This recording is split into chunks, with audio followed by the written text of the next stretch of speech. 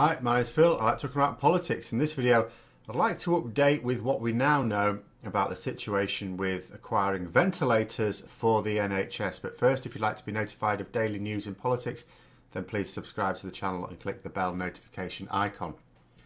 So at the moment, the situation as reported is that the NHS has available 8,000 ventilators and that it is likely to need another 20,000 in the next few weeks. The government, as far as may be told, is not awaiting the receipt of any of these extra ventilators. Now, when they were asked about the equipment, they said it would be coming in the next few months. This was at the end of last week. It'll be coming over the next few months. Well, that's great. We need them quite soon. We need them in the next month, in fact. And the thing is that ventilators can't, of course, be knocked out overnight. It isn't a case of, like we might put an order on Amazon and it comes in Prime. Oh, government, click the Prime box, and when you're looking for ventilators on Amazon, order 20,000 and they'll be there the next day. It's not how it works, of course. Companies that make ventilators, remember there's companies in the UK that make ventilators that have not been receiving NHS orders. They said some weeks ago that when they put the orders in, they're not going to be turned out overnight. It's going to take some time to be able to complete that order. And these should have been putting orders in back in January. We knew that all this was going to be happening back in January. Now, the government are now trying to, so after the furore over the fact that they didn't join the EU procurement scheme, remember the response that came back. I was talking about this towards the end of last week, and the response from the government was, well, we're not a member of the EU, we're going to do it our own way. That Brexit ideology getting in the way here. Well, there's been a bit of a backlash to that, and they know that there's going to be a hell of a backlash to it once the deaths start piling up. So they're now trying to say, oh, sorry, we didn't realise we were invited. They didn't see the email, or the email wasn't sent, or something like that. But this is nonsense, because the deadline came after the public offer from the EU. The EU didn't just send a confidential little note that we can now just say, oh, sorry, we didn't see it. I knew, before the deadline, I knew that the EU had invited the UK to take part. I mean, we're still in the transition period. We still get access to these things anyway. We shouldn't have needed a specific invite, but it was there just to make it clear. And if I knew about it, I'm going to say I'm probably pretty sure the Prime Minister knew as well. In fact, I don't normally do this, but I've put a link to the news story down below just so that people can actually find the one. Because if I just say, oh, there was a news story in the Independent, actually there's a news story in various newspapers, but in the Independent, then people may not be able to find it on the particular date. So there it was on the 19th of March, which was the day, that was the day of the deadline. But, that was still the day when we could have said so. And bear in mind, it was reported on the 19th, which meant we knew about it before then. And the other thing is, when the government were asked, why didn't we join? Like I say, they didn't claim not to know about it. I mean, if it really was the case that no one saw the offer, I'd have expected when being asked them to go, what? We were invited to join it? I didn't know that. Did you know that? No, I didn't know that. There was none of that. It was a quite simple, yeah, we're not doing it because we're not an EU member. We do it our own way. And so there we go. So they can't claim ignorance now. That's not happening. In addition, so the situation, the thing that keeps being reported in the news at the moment is these Dyson ventilators. And it's a plant that's been set up for testing electric cars.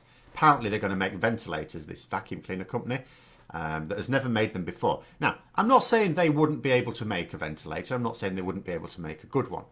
What we're talking about, however, is first of all switching over a production facility that's not geared up for this over to making untested ventilators quickly.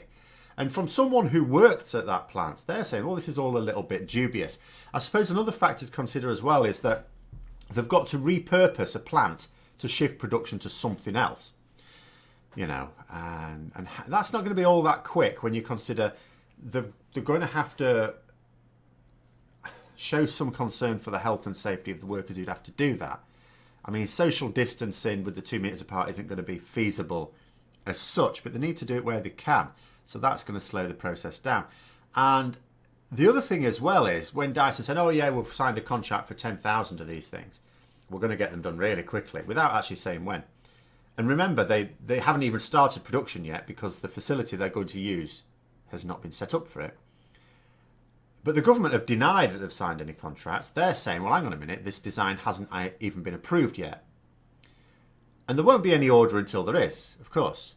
Now, I don't even know if a product has even been submitted for approval. I don't actually know whether that is the case or not. What I do know, well, as of Friday at any rate, from the government, I don't think anything would have happened over the weekend, although it is an emergency situation. It certainly hasn't received approval, even if it's in process. I don't know whether it's even in process. Now, the EU is expecting deliveries of their first wave of procurement in the next 2 weeks. So in 2 weeks' time, they're going to be getting the first lot. And remember, individual governments have been doing their own thing in terms of securing supplies as well. This EU procurement is just an extra step because they represent much more buying power than an individual nation. So they can get stuff a lot more cheaply and they can basically clear the place out. And the place being the world. But in 2 weeks' time, when they're receiving their first lot, I'm going to be suggesting we might not even have orders in place yet. I hope we do. But what if we don't? You know, what if these... Because we haven't put in, as far as I can tell, we haven't put in orders for the established places, the places whose design's already been approved because it's in use in the NHS already. And NHS staff know how to use it. When the new stuff comes, let's say it gets approved and let's say it's ordered and let's say it gets produced whenever. And NHS are taking receipt of it. There'll be staff going, okay, getting out the old instruction booklet. I mean, I'm sure it'll be designed to be fairly user-friendly, granted, but still. But what if we don't? What if, just let's say, just out some wild coincidence, that the design from a vacuum cleaner salesman doesn't actually get approval for use in the NHS. Just let's say, for one, you know, where are we getting these things from? Essentially, the NHS is going to find itself in a situation where a third of the ventilators, well, it doesn't even have a third of the ventilators it needs. It's got 8,000 now, it needs another 20,000. So it's got less than a third of what it actually needs right now. And that it certainly needs in the next few weeks. And we've got a government who should have ordered more over 2 months ago and still hasn't ordered any more as at the point at which I'm doing this. That is going to lead to unnecessary deaths. That is just a fact. You know, if people need to wait to see it in real time because they're incapable of abstract thought, fine. But there is no avoiding it now. Just because it hasn't happened yet doesn't mean, oh, well, maybe it won't. Of course it will. Events are set in motion. The logistics of getting the NHS the equipment it needs in time now are impossible. That's not to say, oh, no point in putting an order in at all, because it's still going to be needed in a few months' time when we might actually get them, but it's going to be impossible to get them in time for the spike. Even a good government could now only improve the situation for later, not solve it in the short term. We acted too late and we did so deliberately. And the other thing to bear in mind is when we start putting orders in, because the EU is now buying up all necessary medical equipment that it can across the world, everywhere, alongside the individual nations in the EU who were putting orders in already, the UK is going to find itself in the same boat as someone trying to buy toilet paper in Tesco's, completely out of luck, because people have already come in and cleared it out. And we're not part of that scheme. So that's another thing to consider as well. So there's the depressing situation we find ourselves in. I hope you found the video interesting. If you did, don't forget to click the like button. And if you'd like to support the channel further, then please also click the Patreon link for details. And until next time, I'll see you later.